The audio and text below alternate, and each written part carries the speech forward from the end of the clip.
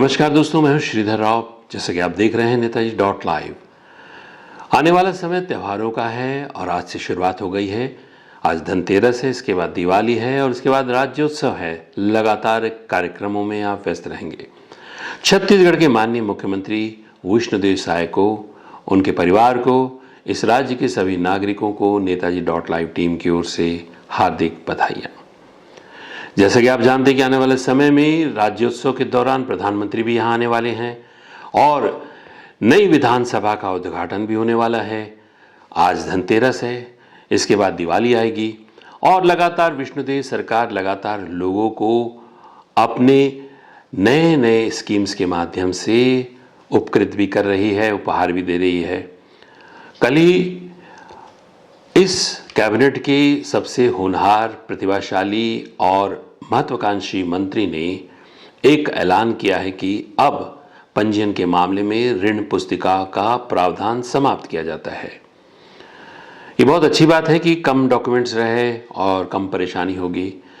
लेकिन मुख्यमंत्री जी, आपके माध्यम से हम समझना चाहते हैं, क्योंकि मेरे पास कई लोगों ने मुझे कॉल करके पूछा है और कई लोग कंफ्यूज्ड हैं, कई लोग का पूरे मामले में पिक्चर क्लियर है। लेकिन मैं आपके माध्यम से आपके प्रतिभाशाली मंत्री जी से पूछना चाहता हूं, क्योंकि वो व्यक्तिगत तौर से मिलते नहीं हैं, ना मिलने का समय देते हैं और व्यस्त रहते हैं, आगे की योजनाएं बना रहे होंगे, उनकी व्यस्तता वैसे भी रहेगी। मैं आपके माध्यम से पूछना चाहता हूं कि पंजीयन के मामले में ऋण पुस्तिका का प्रावधान समाप्त हो गया, तो आने वाले समय में क्या धान खरीदी के वक्त ऋण पुस्तिका का प्रावधान भी समाप्त हो गया? क्या यदि किसानों को बैंक से लोन लेना, आपकी सरकार यदि लोन देना चाहेगी तो उस वक्त भी ऋण पुस्तिका का प्रावधान समाप्त हो जाएगा? क्या जमीनों के मामले में जो ऋण पुस्तिका का प्रावधान समाप्त किया गया, आखिरकार ऐसी कौन सी वजह है?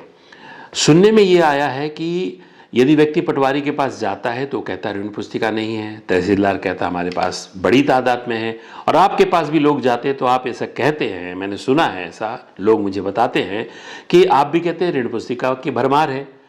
तो मतलब कौन है जो ऐसा व्यक्ति जो आम जनता को, जो पंजीयन कराने जाते हैं उन लोगों को परेशान कर रहा है? आपने भी शायद ये स्थिति जानकर, मंत्री जी, आपने भी ये स्थिति जानकर ये निर्णय लिया होगा कि अंतिम छोर के जो अधिकारी या कर्मचारी है उसके द्वारा लोगों को परेशान किया जाता है कि ऋण पुस्तिका उपलब्ध नहीं है, और आनंद फानन में शायद ये निर्णय ले लिया गया है। लेकिन क्या इसके दूरगामी परिणाम होंगे? क्या आप उससे वाकिफ हैं? अन्य राज्यों की तुलना छत्तीसगढ़ से की गई है, मध्य प्रदेश और तेलंगाना की। जहां तक मेरी जानकारी है, तेलंगाना ऐसा देश का पहला राज्य है जहां पर पूरे लैंड रिकॉर्ड्स का डिजिटलाइजेशन हो चुका था। क्या हमारे प्रदेश में भी पूरी तरह डिजिटलाइजेशन हो चुका है? पुराने जिनके पास जमीन के मामले, जमीनें हैं, जिनके पास ऋण पुस्तिकाएं हैं, आगे जाके उनका क्या होगा? उनका ऋण पुस्तिका का उपयोग कहाँ, कैसे किया जाएगा? और इसके साथ ही ऋण पुस्तिका, जैसे जो मुझे लोगों ने बताया जो इस प्रोफेशन में संलग्न है, उन्होंने मुझे बताया कि इसका महत्व इतना है कि व्यक्ति दूसरे कागज जरूर खो देगा लेकिन ऋण पुस्तिका नहीं खोता है। ऋण पुस्तिका को वो संभाल के रखता है, जैसे कि राशन कार्ड, जैसे कि अन्य कार्ड। ऋण पुस्तिका के प्रावधान को बंद करने के पीछे ऐसी कौन सी वजह हो गई थी? क्या आप ये महसूस करते हैं कि भ्रष्टाचार? आपकी सरकार 2 वर्ष से यहां पर कार्यरत है। माननीय वित्त मंत्री ओपी चौधरी जी से मैं कह रहा हूं, मुख्यमंत्री जी के माध्यम से। मुझे मुख्यमंत्री जी से कोई शिकायत नहीं है, क्योंकि वो एक सीधे साधे भोले भाले आदिवासी नेता हैं जिन्हें यहाँ का दायित्व उनकी पार्टी ने विधायकों की पसंद से सौंपा है और आने वाले लंबे समय तक वो मुख्यमंत्री रहेंगे, ऐसे अनुभवी लोग कहते हैं और आसपास के लोग भी कहते हैं। 5 वर्ष का कार्यकाल उनके पास है। यदि अच्छा कार्य करेंगे, अच्छे कार्य, राज्य में अच्छे कार्यों पर नियंत्रण रखेंगे और जो पब्लिक के इंटरेस्ट के खिलाफ है उन विषयों को यहाँ से हटाएंगे, तो मुख्यमंत्री जी जरूर दोबारा भी आ सकते हैं। लेकिन अभी तक के जो विषय, जो बातें सामने आ रही है, उसमें परफॉर्मेंस को लेकर बहुत बड़ा प्रश्न चिन्ह है मुख्यमंत्री जी आपकी कार्यशैली पर। लेकिन यहाँ मैं बात कर रहा हूँ आपके प्रतिभाशाली छत्तीसगढ़ के सपूत कहे जाने वाले जिन्होंने इतनी बड़ी यूपीएससी की परीक्षा को क्रैक करके आईएएस बने, फिर कलेक्टर बने, नो डाउट उन्हें ज़मीनी स्तर का जानकारी तो होगी, और उसके साथ साथ प्रशासनिक अनुभव के साथ साथ अब राजनीतिक क्षेत्र में आ गए हैं, तो राजनीतिक दृष्टिकोण से जो निर्णय लिए जाते हैं उसके तहत क्या ये निर्णय सही साबित होगा। अगर साबित होगा तो अच्छी बात है, जनता के फायदे के लिए है तो अच्छी बात है, लेकिन ऐसा लोग कह रहे हैं कि ऋण पुस्तिका की अनिवार्यता समाप्त करने में अभी इतना जल्दी नहीं, पहले सब चीज़ों को अच्छी तरह से एस्टैब्लिश कर लेना चाहिए था। इसके सकारात्मक भी प्रभाव पड़ सकते हैं, इसके नकारात्मक भी प्रभाव पड़ सकते हैं।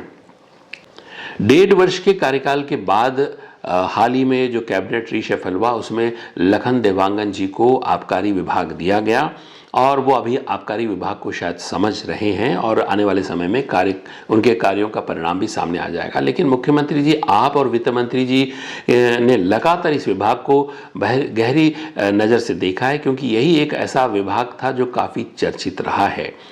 पिछली सरकार में सरकार के नाक के नीचे इतना बड़ा घोटाला हुआ, और वो किसकी सहमति से वो आने वाले समय में पता चल जाएगा, लेकिन उस मामले में बहुत सारे अधिकारी जेल में हैं और एजेंसी अपना काम कर रही है, चाहे राज्य की एजेंसी हो चाहे केंद्र की एजेंसी हो। लेकिन मुख्यमंत्री जी, आपसे एक अनुरोध है कि आप इन एजेंसियों के जो काम करने के तरीके हैं इसकी भी समीक्षा कर सकते हैं। ये आपका अधिकार क्षेत्र है, क्योंकि जो भी नागरिक है, चाहे वो अच्छा हो बुरा हो, आपका दायित्व है कि उनको कानून के दायरे में प्रोटेक्शन देना, उनके साथ कोई ज्यादती तो नहीं हो रही उसे भी देखना, क्योंकि इससे एक गलत मैसेज लोगों तक जाता है और जो विपक्ष में बैठे लोग हैं इसे इनकैश करवाने में देरी नहीं करते हैं।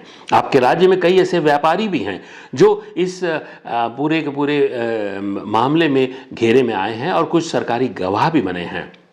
लेकिन ऐसे सुनने में आता है कि लगातार एजेंसियां जिन लोगों को बुलाती है वो उससे मानसिक प्रताड़ित हो रहे हैं, चाहे वो राज्य की एजेंसी हो चाहे केंद्र की एजेंसियां। नो डाउट अपना काम ईमानदारी से करती है, इंट्रोगेट करना, पूछना और समय पर केस को चार्जशीट को पेश करना, ये उनका दायित्व है, और लगभग यहाँ पर एजेंसियाँ पूरी ईमानदारी से अपना काम कर रही है। लेकिन कहीं कोई अगर चूक है तो मुख्यमंत्री जी, आपका दायित्व बनता है कि आपके राज्य के हर नागरिक को प्रोटेक्शन देना, उनकी रक्षा करना और ये देखना कि उनके साथ कोई ज्यादती तो नहीं हो रही है। और सबसे बड़ी बात उद्योगों को, क्योंकि सरकारी नौकरियों से ज़्यादा नौकरियाँ उद्योगों में पाई जाती है, मिलती है और उद्योगपति देते हैं। क्या छत्तीसगढ़ के उद्योगपति सुरक्षित हैं? क्या पुराना सिस्टम अभी भी चला आ रहा है? और मैं ये भी बात आपसे कहना चाहूंगा कि आपके इस कार्यकाल पर कई प्रश्न चिन्ह लगाए जा रहे हैं या लगाने की षड्यंत्र किया जा रहा है, क्योंकि हाल फिलहाल कुछ बुद्धिजीवी पत्रकार, कुछ अनुभवी, कुछ भारतीय जनता पार्टी के करीब पत्रकारों ने लगातार अपनी खुली कलम से बहुत सारे विषयों को सामने लाया है, और टारगेट में यह बात देखने आई कि 90% मुख्यमंत्री कार्यालय रहा है। आप नहीं, क्योंकि आप एक सहज सरल मुख्यमंत्री, हर कोई स्वीकार करता है, और आप इन 3-5 गणित में रहते नहीं, ये तो दिखता है। मुख्यमंत्री जी, आपके अधिकारियों के प्रति कुछ अधिकारियों के प्रति नाराजगी जरूर पत्रकारों में दिख रही है। हो सकता है उनके कार्य करने का तरीका ऐसा, लेकिन उनकी भी कोई गलती इसलिए नहीं लगती क्योंकि वे आपके लिए कार्य करते हैं। मुख्यमंत्री कार्यालय को संभालना उनकी प्रायोरिटी है। लेकिन जहां हमने इस बात का एनालाइज किया, कुछ ऐसे पत्रकार हैं जो उन अधिकारियों से मेरे ख्याल से 2 वर्ष में एक आध बार भी मिले होंगे या नहीं भी मिले होंगे, लेकिन उन्होंने उनके विषय में लिखा है। कुछ ऐसी पॉलिसी के विषय में किसी पत्रकार ने लिखा है, हाल ही में जो आपने बिजली सब्सिडी बंद कर दी उसके विषय में लिखा, इससे बहुत बड़ा नुकसान हो जाएगा, इससे आने वाले समय में सरकार के सामने प्रश्न चिन्ह हो जाएगा, सरकार की बहुत बुरी स्थिति हो गई है, ऐसा किसी ने लिखा था। लेकिन उस बुद्धिमान पत्रकार से मैं पूछना चाहूंगा कि सब्सिडियां अगर प्रदेश में या देश में बंद नहीं होगी तो क्या देश ऐसा ही चलता रहेगा? ये तो एक शुरुआत है। अच्छा हुआ आपने 3 साल पहले कर दिया, और पिछली सरकार ने जो रेवड़ियां बांटी थी उसकी भी समीक्षा कर ले। गरीब आदमी को, अंतिम छोर के व्यक्ति को सुविधाएं पहुंचाना आपका दायित्व है, आपकी जिम्मेदारी है, लेकिन ये फ्री की रेवड़ियां बैठाने से इसका पूरा का पूरा जो बोझ है उन टैक्स पेयर्स को आता है, और उसमें से ज्यादा मध्यम वर्गीय होते हैं। क्या सरकारी इस बात पे समीक्षा नहीं करेगी? क्या मध्यम वर्गीय उन टैक्स पेयर की जान लेके ही दम लेगी क्या? और उन बुद्धिजीवी पत्रकारों से मैं जानना चाहूंगा, क्या फ्री की आदत आप डालना चाहेंगे क्या? इसके साथ साथ और भी जो सब्सिडी दे रही है उन सबकी भी समीक्षा होनी चाहिए। छत्तीसगढ़ में या केंद्र के द्वारा जो दी जाती है राशन सब्सिडी, पीडीएस में जो सब्सिडी दी जाती है, आप देखिए लोग कितने आलसी हो गए हैं, लोग कितने कामचोर हो गए हैं, क्योंकि उनको हम ले जाके उनके उनके थाली में परोस रहे हैं। आखिरकार ये कितना कितना न्यायोचित है कि हम लोगों को पंगु कर दें सब्सिडी के माध्यम से। और ये इस विषय में आपके कार्यालय को टारगेट किया गया था और कुछ अधिकारियों को टारगेट किया गया था। मैं मानता हूं कि बहुत सभी अधिकारी एक दूध के धुले नहीं हैं, बहुत सारे अधिकारी भ्रष्ट हैं, बहुत सारे अधिकारी अच्छा भी कार्य करना चाहते हैं, बहुत सारे अधिकारियों का विजन नहीं है और बहुत सारे अधिकारियों का विजन है लेकिन उन्हें मौका नहीं मिल रहा है। यदि कोई अधिकारी गंभीरता से कार्य करने की कोशिश कर रहे हैं तो उनको सहयोग करना चाहिए। वैसे भी आपके कार्यकाल में, आपके कार्यकाल को लेकर बहुत सारे प्रश्न नीचे, एक हमारे बहुत अच्छे मित्र हैं, मेरी कोई वो नहीं है कि किसी से कोई दुश्मनी नहीं है या मेरी कोई प्रतिस्पर्धा नहीं है, मेरे बहुत अच्छे मित्र हैं, मैं उनसे साथ संवाद करता हूं। उन्होंने ये लिखा कि आखिर सरकार कौन चला रहा है, पिछली सरकार कौन चला रहा था, ये सरकार कौन चला रहा है। पिछली सरकार में आपने ऐसे कोई आर्टिकल्स देखे हैं क्या जो कौन चला रहा था जैसे, क्योंकि वहां आताताई सरकार थी। लेकिन आप सहज सरल मुख्यमंत्री हैं, इसका मतलब ये नहीं कि कौन चला रहा है, सरकार विष्णुदेव साय की चल रही है, ये सबको ज्ञात होना चाहिए। सिर्फ आप लोग इस बात के लिए टारगेट ना करें कि वो आदिवासी हैं। एक मौका आदिवासी मुख्यमंत्री को मिला है काम करने का, तो हमारा ये दायित्व बनता है कि उन्हें सहयोग करें, उनके ध्यान आकर्षित करें। यह बात सही है कि आपकी लड़ाई उस सिस्टम से, आपकी लड़ाई उस एकदम खराब हो चुके सिस्टम से है जो सुधरने के लिए नाम नहीं ले रहा है। समय दीजिए। हर कोई व्यक्ति, अगर आप भी कभी बचपन में साइकिल चला रहे होंगे तो कभी ना कभी लड़खड़ाए होंगे, गिरे होंगे, आपको चोट पहुंची होगी, लेकिन जब आप साइकिल चलाना पूरी तरह सीख गए होंगे तो आपने किस रफ्तार से साइकिल चलाई। ये तो बहुत बड़ा एक लोगों के प्रति दायित्व होता है कि आप मुख्यमंत्री जैसे पद में बैठे हैं तो नो डाउट अपनी कार्यशैली को सामने लाने में समय लगेगा, अधिकारियों को साधने में समय लगेगा। वो अधिकारी सधेंगे जो काम करना चाहेंगे, जो नहीं सधेंगे, जो भ्रष्टाचार करना चाहेंगे, तो वो तो कहीं ना कहीं से। और आपके पास 90% लोग वही अप्रोच करते हैं जो भ्रष्टाचार करना चाहते हैं। आपके पास वही लोग आते हैं मुख्यमंत्री जी जो ज्यादा से ज्यादा शिष्टाचार में नहीं भ्रष्टाचार में विश्वास रखते हैं। अच्छा व्यक्ति समय का इंतजार करता है कि उसका कब प्रमोशन हो, उसकी कब पोस्टिंग हो। आपके पास भी भाग्यवश, आप बहुत भाग्यशाली हैं कि आप मुख्यमंत्री बने हैं। आपके पास भी कुछ ऐसे अधिकारी हैं जो डेडिकेटेड होकर काम करना चाह रहे हैं, लेकिन अखबारों के माध्यम से हमारे मित्रों ने उनके खिलाफ भी मुहिम छेड़ी है। इसके साथ साथ एक और मित्र हैं जो उन्होंने 2005 बैच के बारे में लिखा और लिखने के तुरंत बाद आपके यहाँ रिशफल भी हुआ, पोस्टिंग भी हुई, तो एक अधिकारी ने उन्हें धन्यवाद दिया। भाई, उन्होंने ये मुझे कहा कि भाई धन्यवाद, आपने तो मुझे बचा लिया। आखिर ये किस बात का इंगित करता है? 2005 के विषय में उन्होंने जो लिखा है वो सार्थक दिख रही है, लोगों का ऐसा कहना है। पत्रकार वो लोग लिख रहे हैं जो सबसे ज्यादा जनता पार्टी, भारतीय जनता पार्टी के करीब रहे हैं, भारतीय जनता पार्टी के बारे में या और ऐसे विषयों का विश्लेषण करते हैं जिससे भारतीय जनता पार्टी को फायदा हुआ है। आखिरकार ये लोग क्यों लिख रहे हैं? मुख्यमंत्री जी, इस बात की जानकारी आपको शायद होगी भी और आपको दी जानी भी चाहिए, आप इसकी समीक्षा करनी चाहिए। हालांकि जनसंपर्क विभाग बहुत बड़ा विभाग है और वहां जो भी व्यक्ति आता है उनको एक समय लगता है लोगों को समझने के लिए, लेकिन पत्रकारों के ही पत्रकार दुश्मन हैं। कुछ पत्रकार ऐसा संदेश देते हैं कि वे सत्ता के सबसे करीब है और वो जो चाह रहे वही कर रहे हैं। जनसंपर्क विभाग में भी बहुत परिपक्व अधिकारी, अनुभवी अधिकारी हैं और कुछ अधिकारियों की नई पोस्टिंग होती है तो उन्हें समय चाहिए।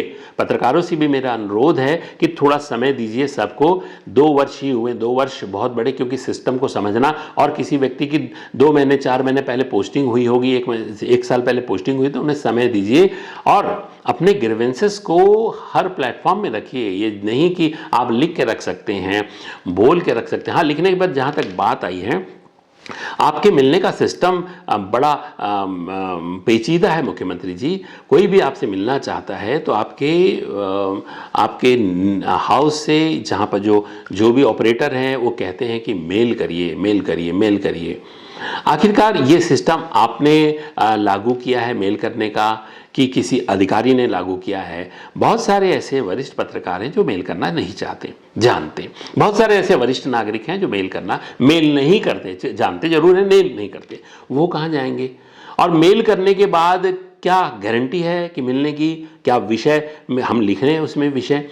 आखिरकार ये व्यवस्था का सोल्यूशन क्या है कि आपसे व्यक्ति कैसे मिल पाएगा? आपसे बहुत सारे लोगों को ग्रीवेंसेस इसी बात के, एक बहुत बड़े वरिष्ठ पत्रकार हैं और बहुत सम्मानीय, उनका परिवार का साहित्य में बहुत बड़ा योगदान रहा है। उन्होंने हाल फिलहाल एक आर्टिकल लिखा है फेसबुक में, और उस आर्टिकल को देखने के बाद उनकी बात बहुत हद तक के सच दिखती है, दिल से लिखी बात दिखती है। उसकी भी समीक्षा आपको करनी चाहिए। देखिए, कोई हमारे विषय में निंदा कर रहा है या समीक्षा कर रहा है तो उसे हमें अच्छे मन से लेना चाहिए। और एक मेरा सुझाव आपको है कि विगत कई सालों से जर्नलिज्म को या पत्रकारिता पे कंट्रोल करने की बात होती रही है। मेरा आपसे निवेदन है कि पत्रकारिता को कंट्रोल ही ना करें, ऐसा आदेश भी ना रहे कि पत्रकार कंट्रोल में रहे, क्योंकि इससे एक बहुत बड़ा फायदा होता है कि आपकी समीक्षा आप तक पहुंचती है और आपको सुधारने का मौका मिलता है। लेकिन अभी जो पत्रकारों की एक फौज, जो बहुत डेडिकेटेड पत्रकार हैं, ये ईमानदार पत्रकार है। एक पत्रकार जिसने ये लिखा है कि कौन चला रहा है सरकार, वो पत्रकार इतना ईमानदार है, वो चाय भी नहीं पीता है किसी के साथ। वो पत्रकार ने, उस पत्रकार की बड़ी भूमिका रही है उन विश्लेषणों को करने के लिए जिसके कारण भारतीय जनता पार्टी को कहीं ना कहीं फायदा मिला है उस विचारधारा को समझने का।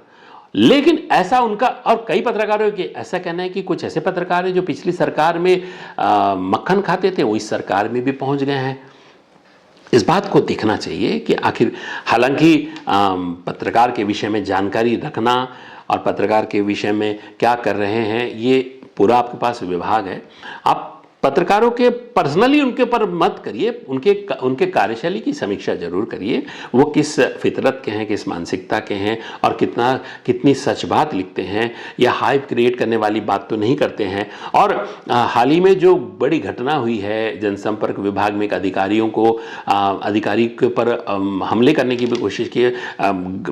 ये तो बड़ी अच्छी बात है कि वो अधिकारी बचपन से मिलिट्री स्कूल में पढ़े हैं और उन्होंने अपने आप को प्रोटेक्शन कर लिया। हालांकि जो विजुअल्स वहां दिखे हैं उसमें लेख के लगता है कि अधिकारी ने उनका टोटा पकड़ा हुआ है और अधिकारी का टोटा कोई और पत्रकार पकड़ रहे हैं। लेकिन ये बात, दिस इज न्यूसेंस।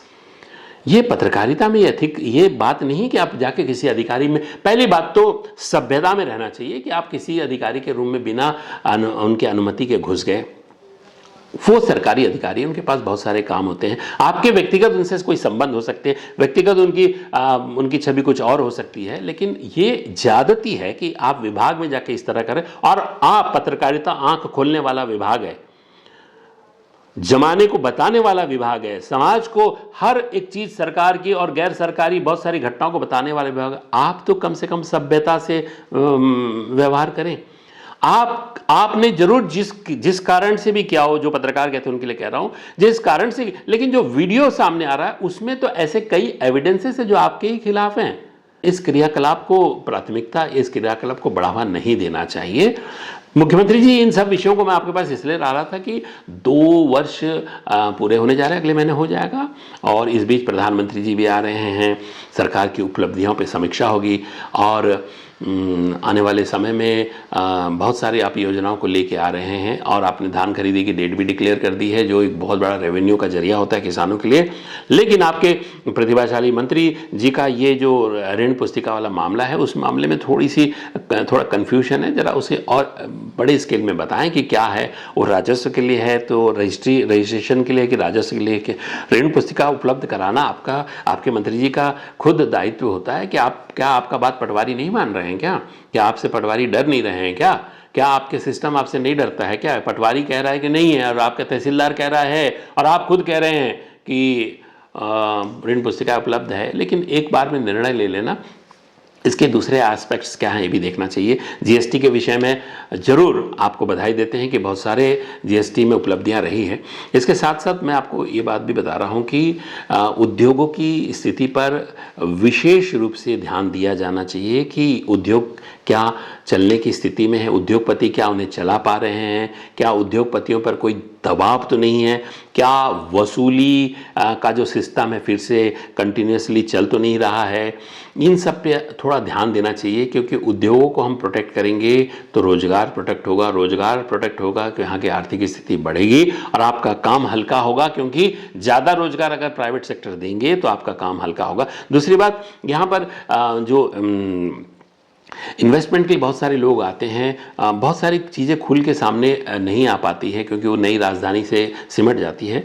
मेरा ये ऐसा सोचना है कि डेवलपमेंट होना चाहिए प्रदेश का और डिसेंट्रलाइज्ड होना चाहिए। नई राजधानी में ही हर चीज़ हम ले जा के रख दें, नई राजधानी को हर चीज़ दे दें नहीं। बिलासपुर के लोग बिलासपुर में काम करना चाहेंगे, जगदलपुर के लोग जगदलपुर में काम करना चाहेंगे, अंबिकापुर के लोग अंबिकापुर में काम करना चाहेंगे।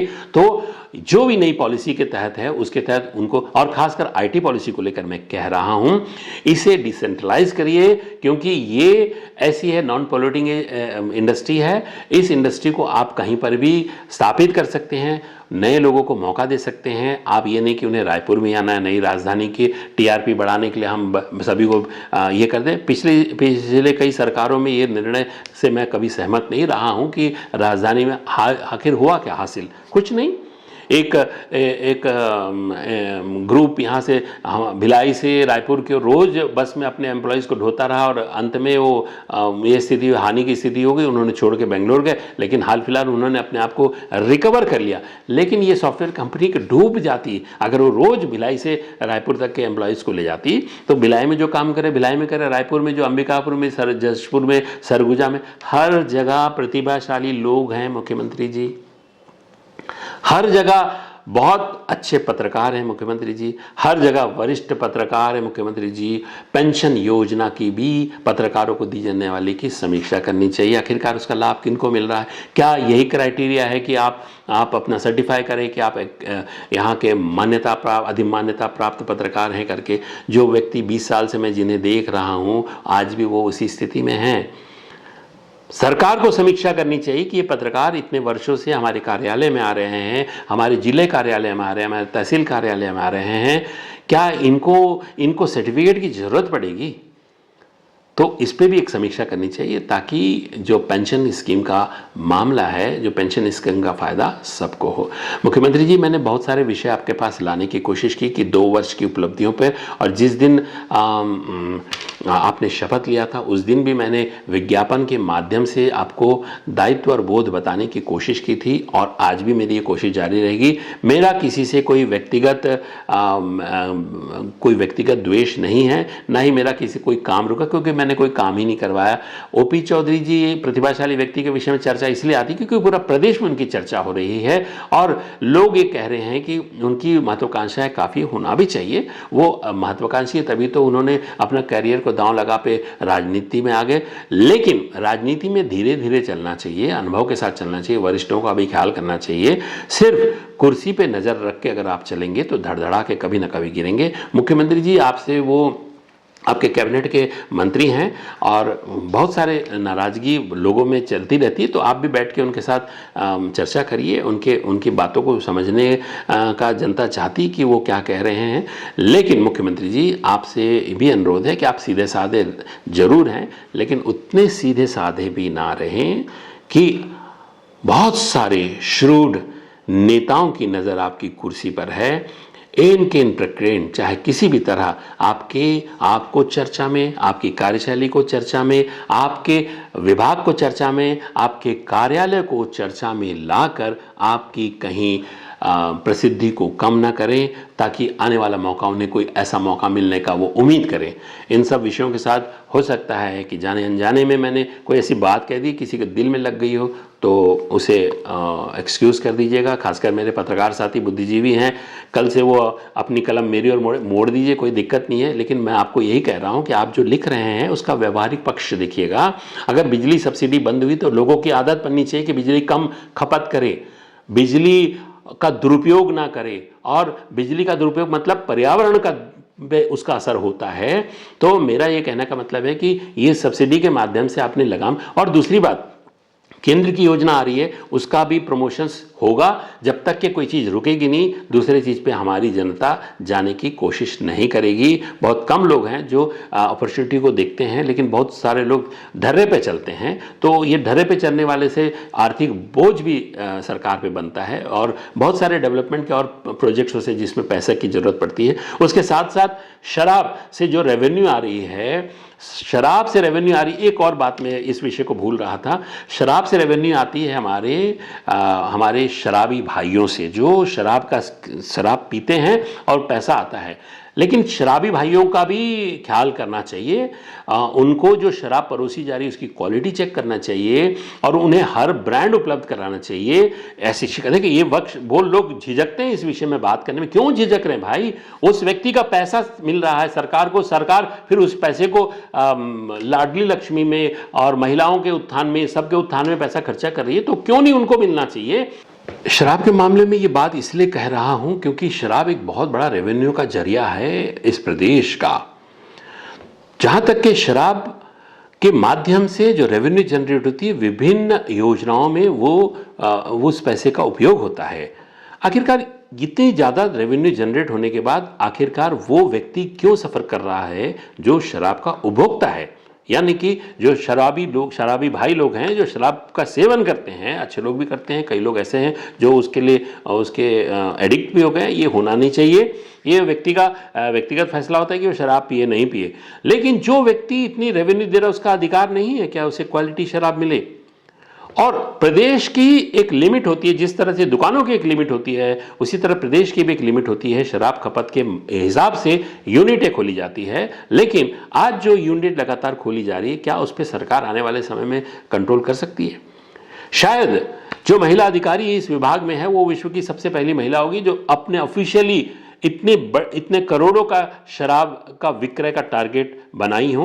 और ये उनका व्यक्तिगत नहीं है, वो तो सरकार के लिए काम कर रही है, सरकार के लिए रेवेन्यू जनरेट करना उनका काम है, और बड़े ईमानदारी से अपना काम कर रही है। उन्होंने जितना दौरा छत्तीसगढ़ का किया, कोई ऐसा अधिकारी नहीं जो अब तक किया है। लेकिन उसी विभाग में कुछ ऐसे अधिकारी भी हैं जो कुछ लोगों के साथ साठगांठ करके बियर के मामले में बहुत बड़ा एक ऐसा प्रश्न चिन्ह खड़ा कर रहे हैं सरकार के सामने, जिसका जवाब देना सरकार को आने वाले समय में मुश्किल होगा।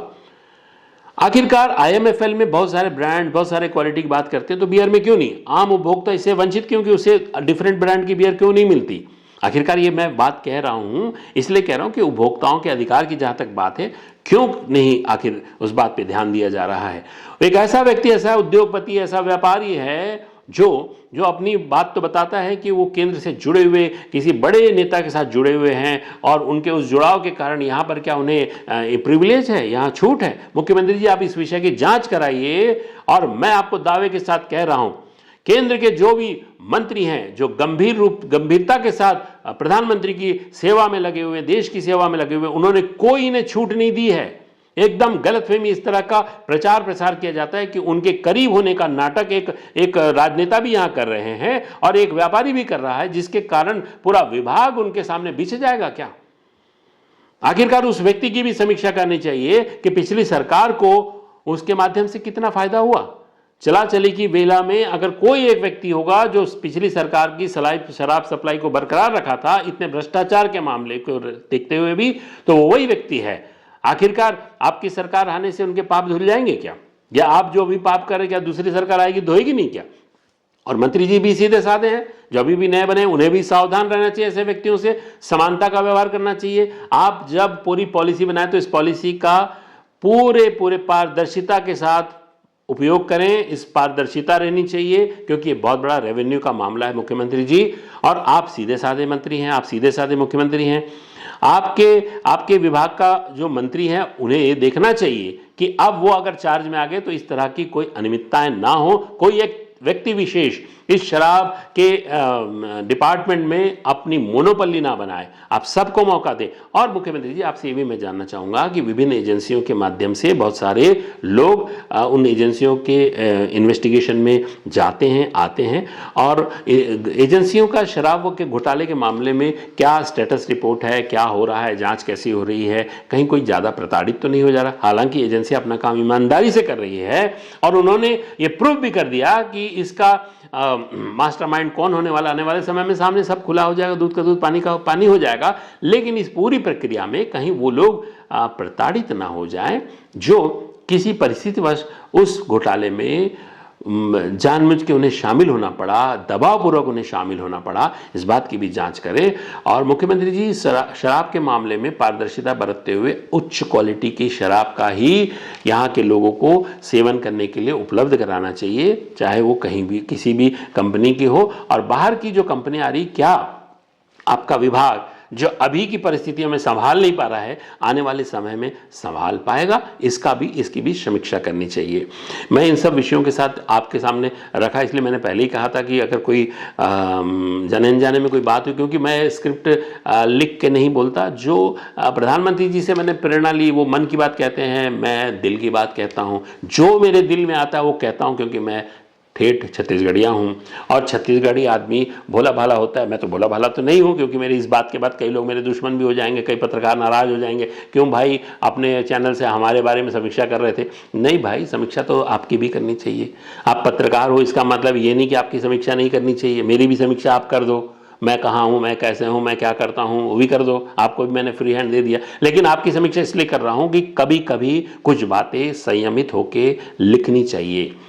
अगर आप मुख्यमंत्री जी को टारगेट करना चाह रहे हैं और नहीं कर पा रहे, उनके विभाग को टारगेट कर रहे हैं, तो आप कहीं ना कहीं मुख्यमंत्री को टारगेट कर रहे हैं। आप ये चालाकी ना करें। और मुख्यमंत्री जी ऐसा कोई काम नहीं कर रहे हैं कि जिससे वो टारगेट हो जाए। हाँ, बात है कि उनकी कार्यशैली पे जरूर बहुत सारे प्रश्न चिन्ह लोग लगा रहे हैं कि हाँ ऐसा वैसा है, फलाना। समय तो दीजिए, 2 साल है, ठीक है, 2 साल भी बोलते हैं बहुत ज़्यादा हो गया, तो आप क्या चाहते हैं, आपकी क्या समस्या है? व्यक्तिगत रूप से मुख्यमंत्री जी से मिल लीजिए, बात कर लीजिए, मौका नहीं मिल रहा है क्या? अधिकारियों के बारे में आप लिख रहे हैं, अधिकारियों के साथ पत्रकारों का एक ग्रुप हो जाता है। ये बात सही है कि कुछ अधिकारी को कुछ पसंद करते, कुछ अधिकारी कुछ, और मुख्यमंत्री कार्यालय पे नज़र सबकी है, और इसमें पार्टी के बड़े नेताओं की नज़र है, पूर्व नेताओं की भी नज़र है, इसमें वर्तमान कैबिनेट मंत्रियों की भी नज़र है, वर्तमान मंत्रियों की भी नज़र है, इसमें कुछ विभाग के अधिकारियों की नज़र है, कुछ पुलिस अधिकारियों की नज़र पुलिस वाले अधिकारी पर है, कुछ अधिकारियों की नज़र आईएएस अधिकारियों पर है, कुछ की पर्सनल ओएसडी पर है, कोई कुछ की किसी और पर है। सब एक दूसरे पर नज़र रखे। मुख्यमंत्री आप निश्चिंत रहिए, एक दूसरे पर नज़र रखे हुए आप निश्चिंत रहिए। लेकिन आप अगर ज़्यादा निश्चिंत रहेंगे तो ये एक दूसरे को इतना इनके बारे में लिखेंगे, इनके बारे में एक्सपोज करने के लिए मटेरियल उपलब्ध कराएंगे कि आपको आने वाले समय में दिक्कत होगा। इसलिए आप इस चीज़ पे जल्दी से जल्दी रोक लगाएं, पूरी समीक्षा करें कि आखिरकार पत्रकार ऐसे क्यों लिख रहे हैं, क्या कारण है मूल। दूसरी बात, जो पत्रकार जो भी हो गलत लिखते हैं, सही लिखते हैं, उनकी समीक्षा होनी चाहिए, उनसे बैठ के पूछना चाहिए कि आपने ये लिखा है तो किस आधार पे लिखा है। अगर मैं ये कह रहा हूँ तो मैं किस आधार पे कह रहा हूँ, ये उनसे पूछना चाहिए। अगर कोई ग्रीवेंसेस है तो उसे दूर करने की कोशिश करना चाहिए। पत्रकार जो वरिष्ठ हैं वो कुछ नहीं चाहता मुख्यमंत्री जी आपसे, सिर्फ सम्मान चाहता है। आप मिल के तो देखिए, आप 2 साल में आप तक के कितने वरिष्ठ पत्रकारों को आपके व्यक्तिगत टीम ने पहुंचाई आपके पास में, क्या आप उनसे संवाद करें।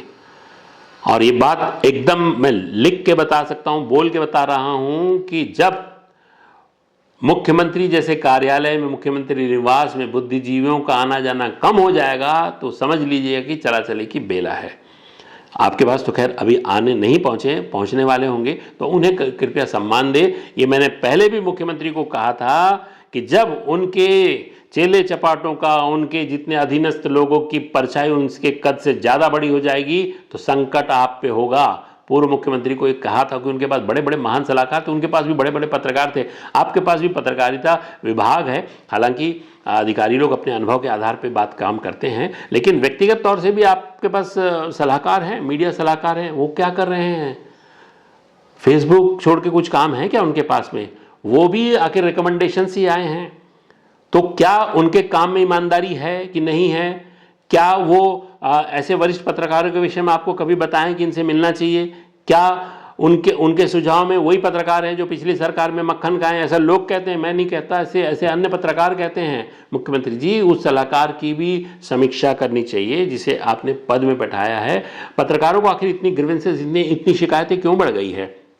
क्या उस सलाहकार के पास समय नहीं है कि एक बार बैठ जाए और वो ये कहेंगे पिछले सलाहकार की तरह कि ये मेरा जिम्मेदारी नहीं है, मेरा काम सिर्फ मुख्यमंत्री का देखना, मेरा काम आपका अपॉइंटमेंट लेना, मेरा काम विज्ञापन। ये बात सही है, आपका नहीं है, लेकिन आपको तो लोगों से बैठना चाहिए। अधिकारी की अपनी बाध्यता होती है, अधिकारी के पास बहुत सारे काम होते हैं, आपको तो बैठना चाहिए, क्योंकि व्यक्तिगत तौर से आपको नॉमिनेट किया गया है कि मीडिया में जो भी ग्रीवेंसेस है, या मैं नहीं कहता आपका क्या प्रोटोकॉल है, आपका क्या सीमाएं हैं, लेकिन आप भी रिकमेंडेड हैं, तो कई लोग आपके पास भी रिकमेंडेशन के लिए आते हैं, तो थोड़ा सा ध्यान रखिएगा। ये मत भूल जाइएगा कि आप भी मेहनत करके इतने दूर तक आए, तो कई लोग भी मेहनत कर रहे हैं, और आपका तो उस जगह पे बैठने के बाद तो ईमानदारी से खुला नजरिया होना चाहिए। आप बायस्ड नहीं होना चाहिए कि फलाना व्यक्ति ऐसा ठिकाना। आपके पास तो हर व्यक्ति चल के आएगा, तो आपको उसको समान दृष्टि से देखना चाहिए। अगर कोई अच्छी बात हो तो मुख्यमंत्री जी को बताएं, अगर किसी बात में कोई लगता है कोई शिकायत हो तो उसे वहां पर पूछिए उनसे, आखिर और आप खुद पूछिए कि क्यों ऐसे लिख रहे हैं, कौन लिखवा रहा है। आखिर पत्रकार कोई अपनी सोच के साथ तो नहीं लिखता, उसे जो उपलब्ध होता है इन्फॉर्मेशन उसी आधार पर लिखता है। ये बात मुख्यमंत्री जी के सलाहकार को जानना चाहिए, समीक्षा करनी चाहिए, जो खुद रिकमेंडेड हैं, जिनका खुद रिकमेंडेशन हुआ है तभी वो वहां पहुंचे हैं। मुख्यमंत्री की कितनी पसंद रही है नापसंद, ये तो मैं नहीं जानता, लेकिन मैं ये जरूर जानता, मेरे पास जो जानकारी है वो रिकमेंडेड है।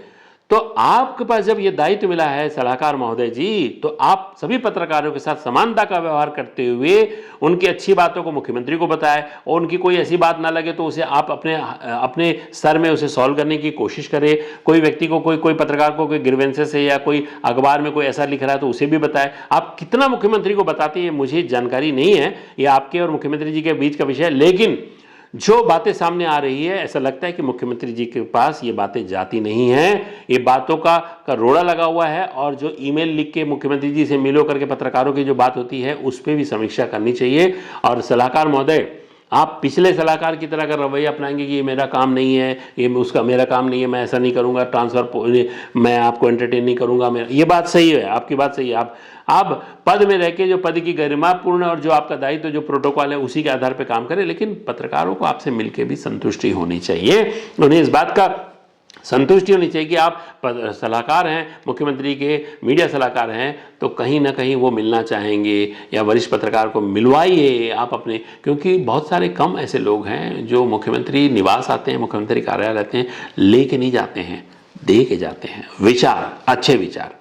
उनका आने जाने पर पाबंदी ना हो, उनके आने जाने पर उनका कभी कभी मौका दीजिए। व्यस्तता रहती है, मुख्यमंत्री जी का इतना बड़ा डिपार्टमेंट है कि वो उनके पास समय कम हो तो अपने परिवार को समय नहीं दे पाते हैं, तो आप सेलेक्ट करिए, चीज़ों को प्रायोरिटी के साथ रखिए, लेकिन कोई नाराज ना हो। इन तमाम विषयों को मैंने आप तक रखने की कोशिश की है, और बहुत सारे विषय हैं करके एक ही साथ एक ही एपिसोड में इसलिए ला रहा हूँ क्योंकि समय सबके पास कम है, मेरे पास भी कम है। और रही बात इन सब विषयों में, अगर किसी को जाने अनजाने में कहीं दिल में कोई आघात पहुंच रहा हो तो क्षमा कर दे भाई, और नहीं पहुंच रहा तो ऐसे क्यों करे, खुद की समीक्षा कर ले। और मुख्यमंत्री जी हमारे प्रदेश के मुख्यमंत्री हैं, उनकी गरिमा का भी ख्याल करें, उनके कार्यालय का भी ख्याल करें, उन्हें जो 2 साल हुए हैं थोड़ा और मौका दें, क्योंकि वो एक ऐसे सीधे साधे मुख्यमंत्री और आदिवासी मुख्यमंत्री हैं। आप लोगों के माध्यम से, आप लोगों के लिखने के माध्यम से, अधिकारियों के कार्य करने के माध्यम से, और कैबिनेट मंत्रियों के कार्यशैली से, राज्य मंत्रियों के कार्यशैली से, और तमाम लोगों की कार्यशैली से एक आदिवासी मुख्यमंत्री सफल होगा, इस बात में कोई दम नहीं। लेकिन अगर आप चाहेंगे तो ये बात जरूर होगी, लेकिन आप लोग नहीं चाहेंगे तो, और ऐसा कहेंगे कि आदिवासी, कोई भी आदिवासी मुख्यमंत्री ठीक से काम नहीं कर पाएंगे, खासकर छत्तीसगढ़ में पहली बार आप ऐसे मुख्यमंत्री आपको मिले हैं जो आदिवासी हैं और उसके साथ साथ सीधे सरल है। डॉक्टर रमन सिंह भी सीधे सरल व्यक्तित्व के धनी थे, और डॉक्टर रमन सिंह की पसंद है, ये मान लीजिए कि डॉक्टर रमन सिंह के ही कॉपी हैं विष्णु देसाई। हाँ, थोड़ा समय ज़रूर लगेगा, ऐसा बहुत सारी चीज़ों को मेरे को लगता है कि सिस्टम में बहुत सारे लोगों को समझने के लिए उनको, लेकिन उन तक की बात पहुंच रही है। और इन तमाम विषयों के साथ मैं फिर से आपसे, कोई भूल चूक हो तो क्षमा करें, कोई बात ऐसी कह दिया जो आपको दिल में ना लें, क्योंकि एक बतौर समीक्षक मैं ये बात कह रहा हूँ राज्य के हित में, राज्य के लोगों के हित में, जिसमें आप भी आते हैं। और मुख्यमंत्री जी को ये बात कहने में मुझे कोई हिचक नहीं है, क्योंकि मैं अपनी बात, मैं जैसे कि पहले बताया कि प्रधानमंत्री के मन की बात से प्रेरित होकर मैं अपनी दिल की बात कह रहा हूँ। जो दिल की बात में कोई रुकावट नहीं, कोई लाग लपेट नहीं होता, मैं कोई स्क्रिप्ट पढ़ के नहीं बोलता हूँ। हो सकता है शब्दों में कहीं हेर फेर हो जाए और भाषा में भी कोई हेर फेर हो जाए तो क्षमा करता हूँ। इसके साथ अगले एपिसोड में मिलते हैं। नमस्कार। नेताजी .live के प्रायोजक हैं Satyadeep diagnostic and clinic, Supela, Bhilai.